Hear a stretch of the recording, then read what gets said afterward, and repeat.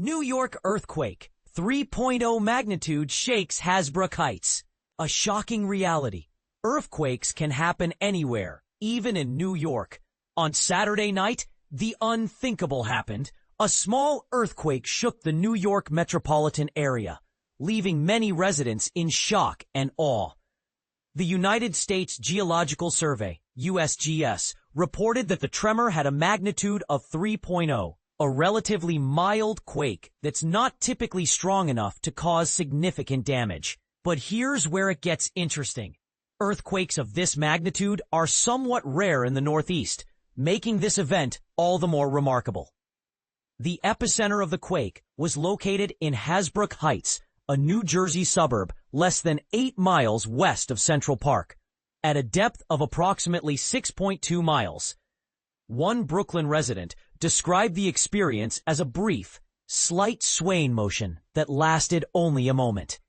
Yet, despite its mild nature, the quake was enough to send social media into a frenzy, with many people taking to the internet to share their experiences.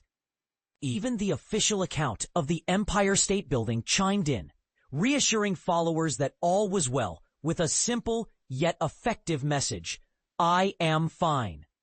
But what's truly fascinating about this event is that it highlights the often overlooked reality that earthquakes can happen anywhere, even in areas not typically associated with seismic activity. The Northeast, in particular, is not known for its earthquake-prone terrain, making this 3.0 magnitude quake all the more unusual. And this is the part most people miss. While earthquakes of this magnitude may not be strong enough to cause significant damage, they can still have a profound impact on the community.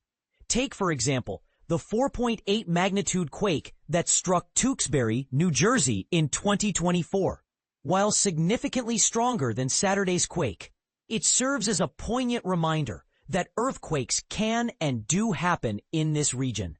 So, what does this mean for residents of the Northeast?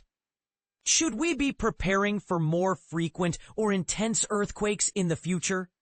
The answer, much like the earthquakes themselves, remains uncertain.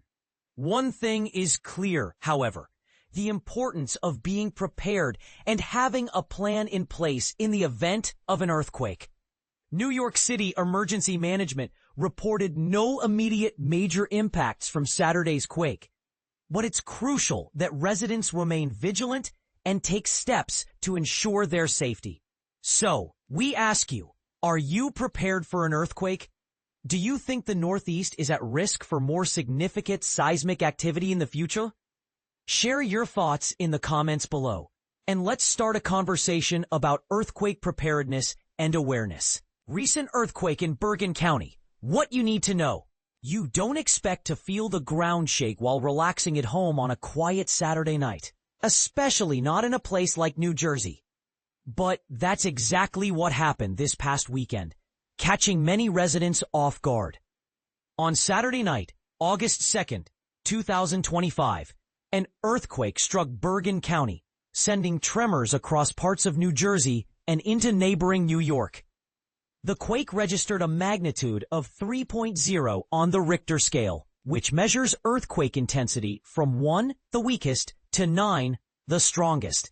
The epicenter was pinpointed in Hasbrouck Heights, a town in northern New Jersey, at around 10:18 p.m. And here's where it gets interesting. This isn't an isolated incident. Just 2 weeks earlier, another series of small earthquakes rattled the Morris Plains area in New Jersey. That initial event on July 21st was even smaller, only a 1.6 magnitude, but it was followed by 5 aftershocks the next day. One of those aftershocks actually surpassed the original quake, registering a 2.0. While these numbers might sound low, don't let them fool you. Even a 3-point magnitude quake can be felt, if not strongly, by people living nearby. In fact, this latest tremor was reported as far as 65 miles away, reaching into western Connecticut, the lower Hudson Valley, and even parts of New York City. Social media quickly lit up with accounts from residents who said they felt a sudden jolt or heard a low rumble. But here's the part most people miss. Even though no structural damage has been reported from this weekend's quake, the possibility of aftershocks remains over the next few days. So, while it may seem like just another minor shake, it's worth keeping an eye, or rather an ear, out.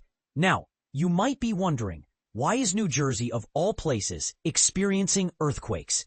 After all, when we think of seismic activity in the U.S., California and Alaska usually come to mind. And that's a fair point. New Jersey isn't located along a major tectonic plate boundary like the infamous San Andreas Fault. However, it does sit on a lesser-known but still active geological feature, the Ramapo Fault. This fault line runs through the north-central part of the state and has been responsible for a number of small quakes over the years. Most are too weak to cause damage or even be noticed by the general public. But every now and then, something stronger slips through. Take, for example, the 4.8 magnitude earthquake that hit Tewksbury, New Jersey on April 5, 2024. That one made headlines, not just locally, but nationally. It was strong enough to rattle office buildings in Manhattan and was felt as far south as Virginia and as far north as Maine. According to the U.S. Geological Survey, USGS, it was experienced by an estimated 42 million people, while most didn't feel much. Some residents in New Jersey reported minor damage to homes. What made that quake even more notable was the long trail of aftershocks that followed. Over 205 of them, some lasting for weeks, even months.